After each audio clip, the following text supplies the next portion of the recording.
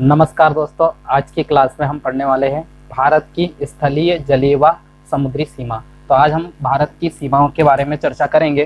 तो स्थलीय जलीय सीमा को समझने से पहले मैं आपको थोड़ी सी बेसिक जानकारी भारत की बता दूं।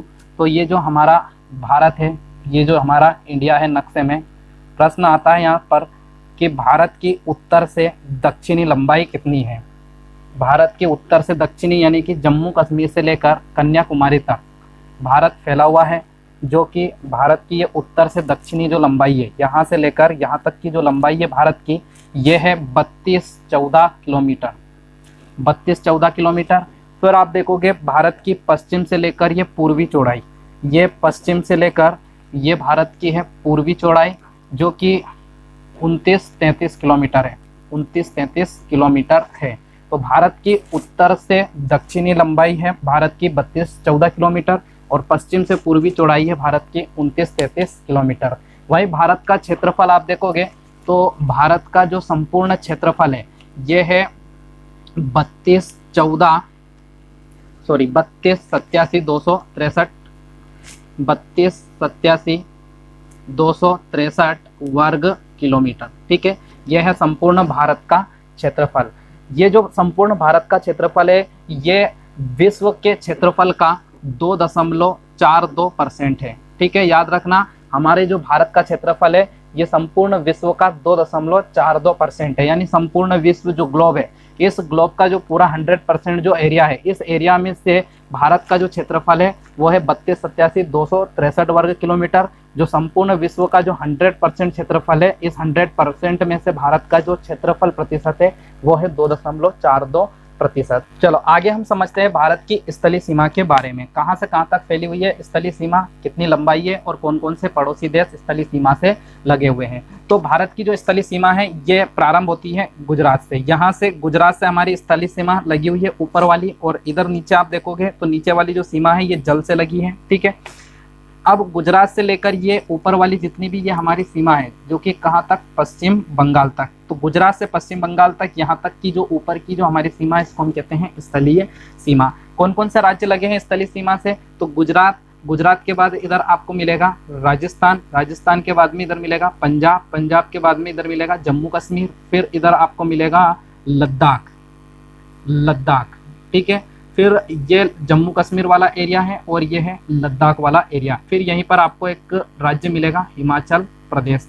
हिमाचल प्रदेश से यहाँ पर लगा हुआ आपको मिलेगा उत्तराखंड, उत्तराखंड। उत्तराखंड के बाद आपको यहाँ पर लगा हुआ मिलेगा यूपी। ठीक है, यूपी के बाद में आपको मिलेगा यहाँ पर क्या, बिहार। बिहार के बाद में इधर ये लगा हुआ है पश्चिम बंगाल, यहाँ तक ये लगा है पश्चिम बंगाल, और ऊपर आपको यहाँ पर देखने को मिलेगा सिक्किम, सिक्किम।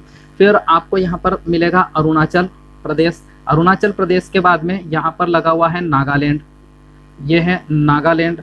नागालैंड के नीचे आपको मिलेगा मणिपुर, मणिपुर।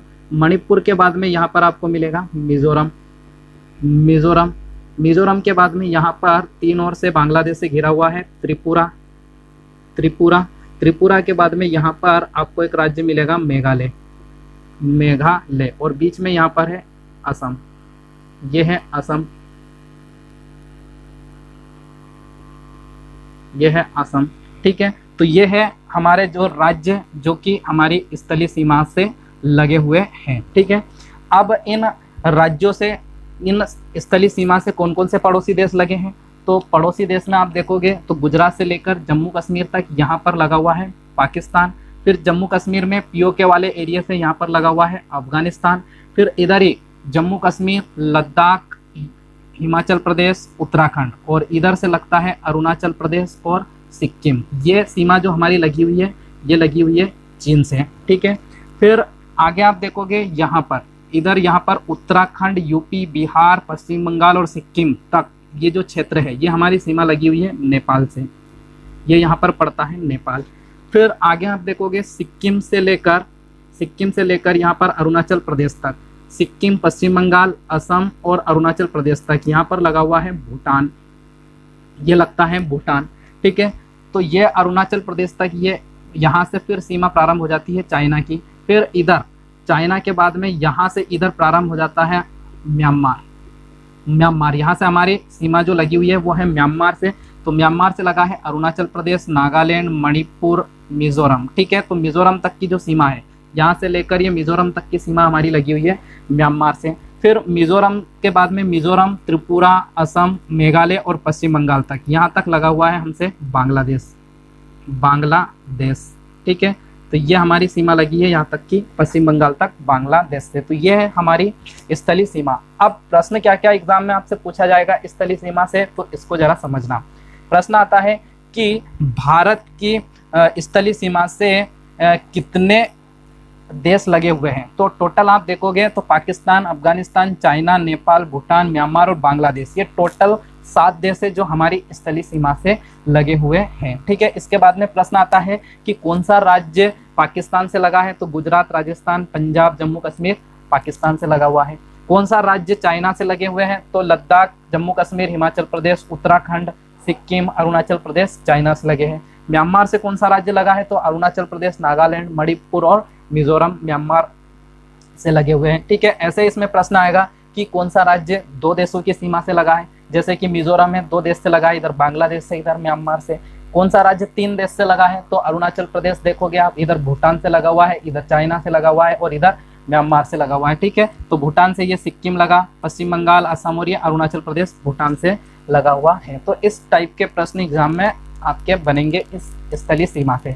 इसके अलावा स्थलीय सीमा में आपको और क्या याद रखना है, ये जो हमारी गुजरात से लेकर जम्मू कश्मीर तक यहाँ तक की जो हमारी स्थलीय सीमा पाकिस्तान से लगी है, तो भारत और पाकिस्तान के बीच जो ये सीमा रेखा है, इस सीमा रेखा की कुल लंबाई कितनी है। तो याद रखना 33-23 किलोमीटर है।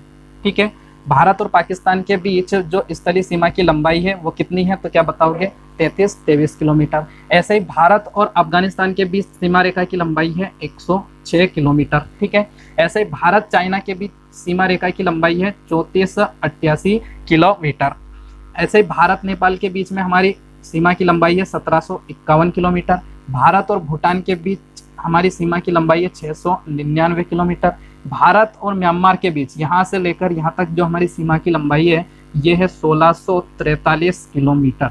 ऐसे ही आप देखोगे तो बांग्लादेश से हमारी सीमा कितनी लगी हुई है। तो बांग्लादेश से हमारी सीमा यहाँ से मिजोरम से लेकर ये जो हमारी सीमा लगी हुई है इसकी लंबाई है 4096.7 किलोमीटर। ठीक है, तो ये है हमारी सीमा इन पड़ोसी देश से लगने वाली। भारत पाकिस्तान के बीच 33-23, अफगानिस्तान से लगी हमारी 106, चाइना से लगी 3488, नेपाल से लगी 1751, भूटान से लगी हुई है 699 और म्यांमार से लगी हुई है 1643, बांग्लादेश से लगी है 4096.7 किलोमीटर। ठीक है, इसके अलावा आप देखोगे तो गुजरात से लेकर यहाँ तक जो हमारी स्थलीय सीमा है, ये जो स्थलीय सीमा है इसकी कुल लंबाई कितनी है। तो इसकी कुल लंबाई है 15,106.7 किलोमीटर। यानी कि आप देखोगे यहाँ तक की लंबाई 33-23, यहाँ तक 106, फिर चाइना से लगी हमारी 3488, ऐसे सारी लंबाई को आप जोड़ दोगे तो टोटल हमारी स्थलीय सीमा की लंबाई आ जाएगी कितनी, 15,106.7 किलोमीटर। या कहीं कहीं बुकों में आपको मिलेगा कुल लंबाई 15,200 किलोमीटर। तो ये दोनों आंकड़े आपको याद रखने हैं। तो ये थी हमारी भारत की स्थलीय सीमा।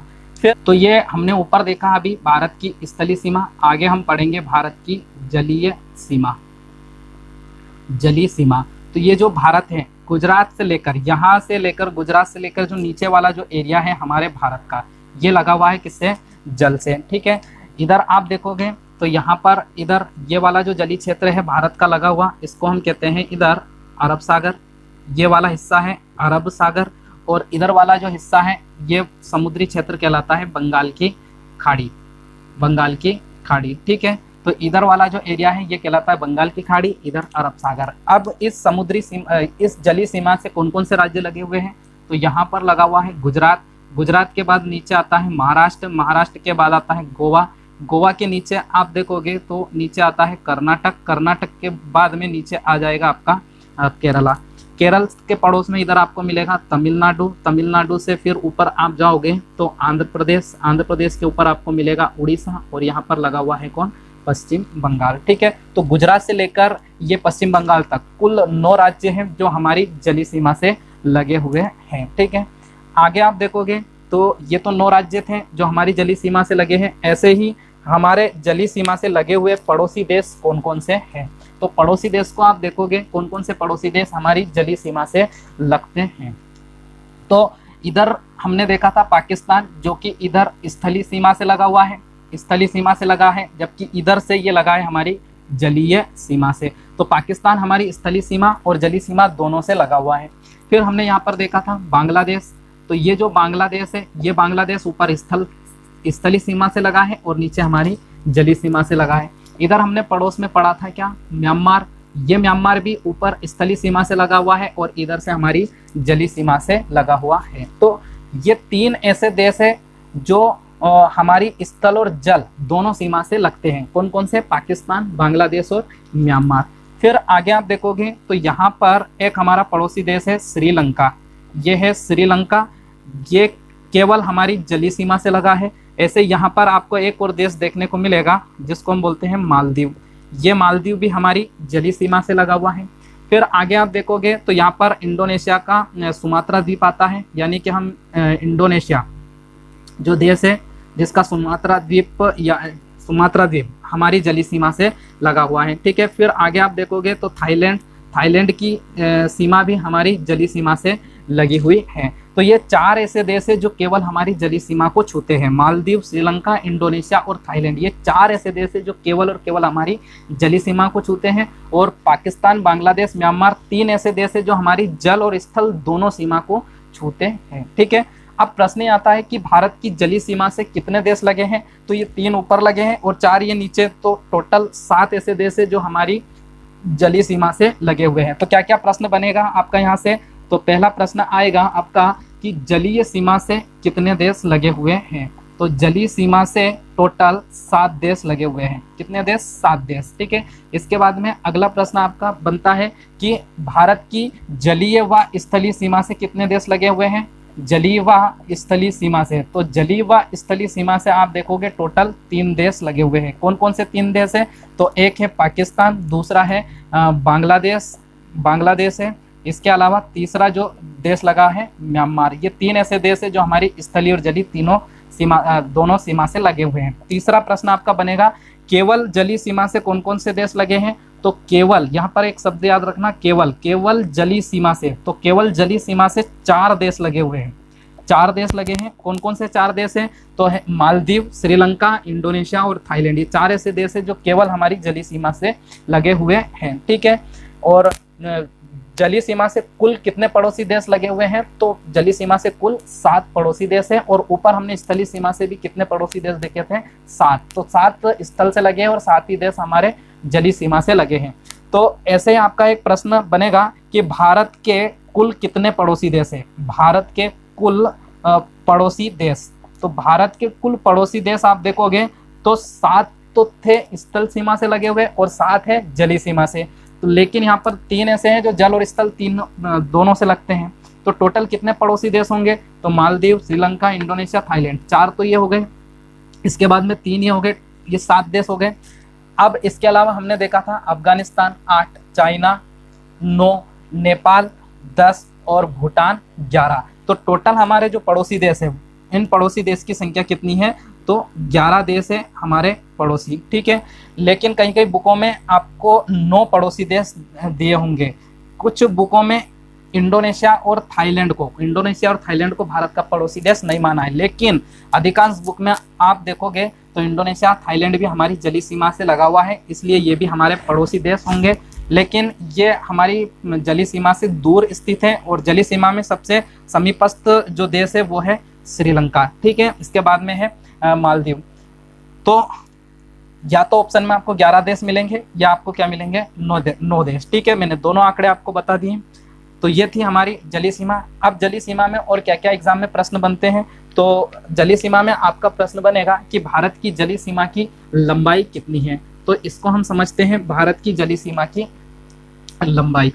तो भारत की जलीय सीमा, मुख्य भूमि की जलीय सीमा आप देखोगे गुजरात से लेकर ये पश्चिम बंगाल तक। तो ये हमारी जो भारत की मुख्य भूमि की जलीय सीमा, मुख्य भूमि की जलीय सीमा की लंबाई कितनी है, तो मुख्य भूमि की जो जलीय सीमा, या हम इसको हम तट भी बोल सकते हैं, तटीय सीमा, तटीय सीमा की जो लंबाई है ये है 6100 किलोमीटर। ठीक है, याद रखना भारत की मुख्य भूमि की जलीय या तटीय सीमा की लंबाई कितनी है, 6100 किलोमीटर। ऐसे आप देखोगे भारत में 247 द्वीप आपको मिलेंगे जो इधर बंगाल की खाड़ी और अरब सागर में स्थित है। जैसे यहाँ पर हमने देखा था अंडमान निकोबार द्वीप समूह, लक्षद्वीप, ऐसे कवारती, मिनिका है, ऐसे कई सारे द्वीप मिलेंगे, अलिया बेट, खड़िया बेट, धलिया बेट, ठीक है, पीरम द्वीप, सालसेन द्वीप, ऐसे कई सारे द्वीप मिलेंगे। इन द्वीपों का एक टॉपिक आएगा जिसमें हम सारे द्वीप जो महत्वपूर्ण द्वीप हैं उन पर चर्चा करेंगे।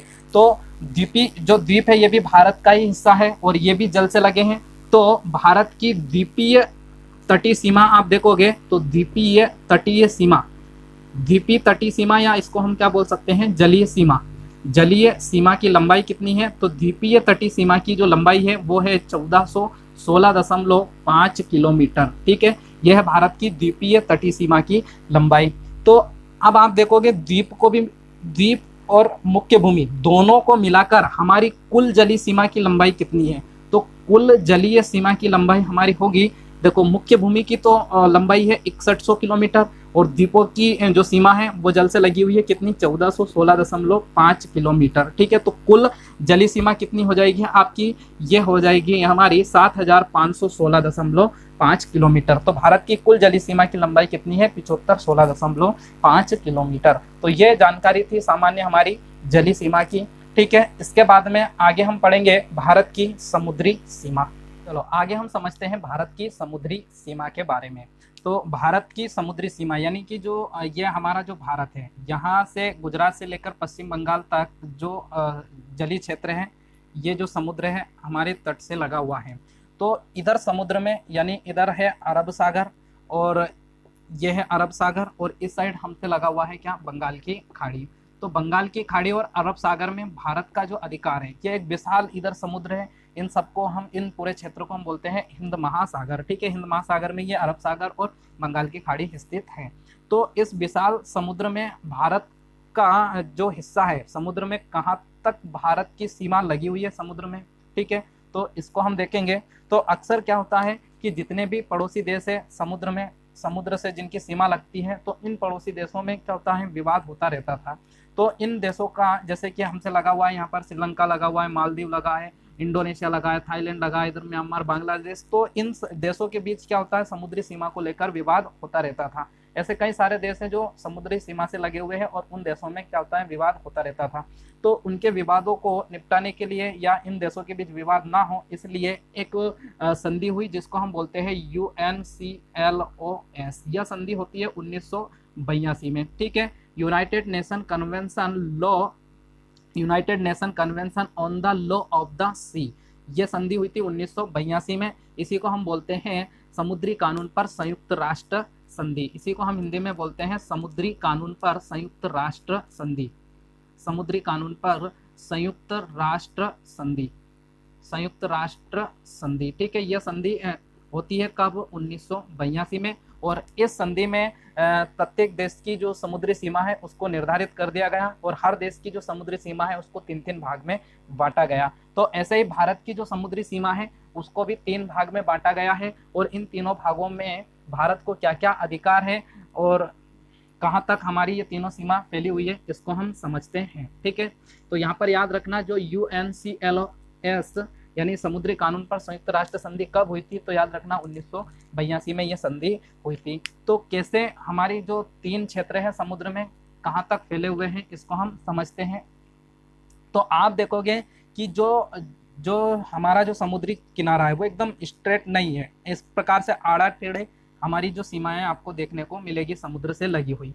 तो यहाँ से आप देखोगे कि जो बाहरी किनारा है ये बाहरी किनारे को मिलाते हुए इस प्रकार से एक आधार रेखा खींची जाती है। ये है आधार रेखा। इस प्रकार से ये जो बाहरी किनारा है इन किनारों को मिलाते हुए एक आधार रेखा खींची जाती है और इस आधार रेखा से आगे देखा जाता है, इस आधार रेखा से आगे देखा जाता है समुद्र में कि कितनी दूरी तक हमारा क्षेत्र आता है। ठीक है, तो 3 क्षेत्र कौन कौन से हमारे समुद्र में, तो इस आधार रेखा से आप देखोगे 12 नॉटिकल मील तक, 12 नॉटिकल मील, इसी को हम 12 समुद्री मील भी कहते हैं। ठीक है, क्योंकि पानी में, जल में जो दूरी मापी जाती है वो नॉटिकल मील में मापी जाती है। तो 12 नॉटिकल मील तक का जो एरिया है, ये वाला जो एरिया है हमारा आधार रेखा से तो ये 12 नॉटिकल मील तक का जो एरिया है इसको हम कहते हैं प्रादेशिक क्षेत्र। ठीक है, इस एरिया को हम बोलते हैं प्रादेशिक क्षेत्र। ये हमारा प्रादेशिक क्षेत्र, और इस प्रादेशिक क्षेत्र में भारत को संपूर्ण अधिकार प्राप्त है। भारत को यहाँ पर संपूर्ण अधिकार प्राप्त है। ठीक है, याद रखना आपको कि 12 नॉटिकल मील तक की जो दूरी है वो भारत का कौन सा क्षेत्र है, तो यह है प्रादेशिक क्षेत्र, और यहाँ पर भारत को संपूर्ण अधिकार प्राप्त है। यानी कि जो अधिकार हमें यहाँ पर मुख्य भूमि पर प्राप्त है वो सारे अधिकार हमको यहाँ पर इस 12 नॉटिकल मील तक के एरिया में प्राप्त है। ठीक है, आगे आप देखोगे तो इस आधार रेखा से 24 नॉटिकल मील तक, यहाँ पर आप देखोगे ये 24 नॉटिकल मील तक का जो एरिया है, इस आधार रेखा से 24 नॉटिकल मील तक का जो ये एरिया है, ये वाला जो एरिया है इसको हम बोलते हैं संलग्न क्षेत्र। इसे हम बोलते हैं संलग्न क्षेत्र, संलग्न क्षेत्र, या इसी को बोला जाता है अविच्छिन्न मंडल, अविच्छिन्न मंडल। ठीक है, इसी को हम संलग्न क्षेत्र या अविच्छिन्न मंडल कहते हैं। और ये जो 24 नॉटिकल मील का एरिया है, यानी आधार रेखा से यहाँ तक हमें कौन कौन से अधिकार प्राप्त हैं, तो यहाँ पर हमें संपूर्ण वित्तीय अधिकार प्राप्त है। जितने भी वित्तीय अधिकार हैं, ये वित्तीय अधिकार हमें यहाँ पर प्राप्त है। वित्तीय अधिकार का मतलब जितना भी यहाँ से इनकम होगी इस क्षेत्र से यहाँ पर केवल भारत कर सकता है, और दूसरा देश यहाँ पर कोई भी इनकम नहीं कर सकता है। जैसे कि आप देखोगे कि इस क्षेत्र से कोई दूसरे देश का जहाज गुजरता है तो उससे हम क्या कर सकते हैं, सीमा शुल्क ले सकते हैं। ठीक है, सीमा शुल्क यहाँ पर हम वसूल कर सकते हैं। तो सीमा शुल्क वसूली का अधिकार हमें इस क्षेत्र में प्राप्त है। ठीक है, इसके अलावा आप देखोगे तो यहाँ पर हमें इस क्षेत्र तक हमें साफ सफाई का अधिकार है। यानी कि 24 नॉटिकल मील तक का जो एरिया है यहाँ तक हम साफ सफाई का अधिकार भी किसका है, तो भारत का है। ठीक, तो ये है हमारे अधिकार इस अविच्छिन्न मंडल या संलग्न क्षेत्र में। ठीक है, 12 नॉटिकल मील तक हमें संपूर्ण अधिकार है, और 24 नॉटिकल मील तक जैसे जैसे आगे बढ़ोगे हमारे अधिकार कम होते जाएंगे। तो 24 नॉटिकल मील तक हम जितनी भी इनकम यहाँ पर, जैसे मछली पकड़ना, ठीक है, सीमा शुल्क वसूलना, जितने भी वित्तीय अधिकार है ये सारे हमको इस 24 नॉटिकल मील तक हैं। और टैक्स हम यहाँ से ले सकते हैं किसी भी दूसरे देश का, अगर जहाज यहाँ से गुजरता है। ठीक है, यहीं से हम यहाँ पर हम साफ सफाई कर सकते हैं। ठीक है, यहाँ पर हमें साफ सफाई का अधिकार भी 24 नॉटिकल मील तक है। फिर इसके बाद में आप देखोगे तो इस आधार रेखा से 200 नॉटिकल मील तक, आधार रेखा से कहाँ तक, 200 नॉटिकल मील तक, ये वाला जो यहाँ तक, ये 200 नॉटिकल मील तक, 200 नॉटिकल मील तक का जो एरिया है, 200 आधार रेखा से लेकर 200 नॉटिकल मील तक का जो एरिया है, ये वाला जो एरिया है इसको हम कहते हैं अनन्य आर्थिक क्षेत्र। ये वाला जो क्षेत्र है हमारा अनन्य आर्थिक क्षेत्र कहलाता है, अनन्य आर्थिक क्षेत्र। ये वाले क्षेत्र में, अनन्य आर्थिक वाले क्षेत्र में हमें कौन कौन से अधिकार प्राप्त हैं, तो इस वाले क्षेत्र में यानी कि आधार रेखा से 200 नॉटिकल मील तक हम द्वीपों का निर्माण कर सकते हैं, द्वीपों का निर्माण कर सकते हैं, द्वीपों का निर्माण कर सकते हैं।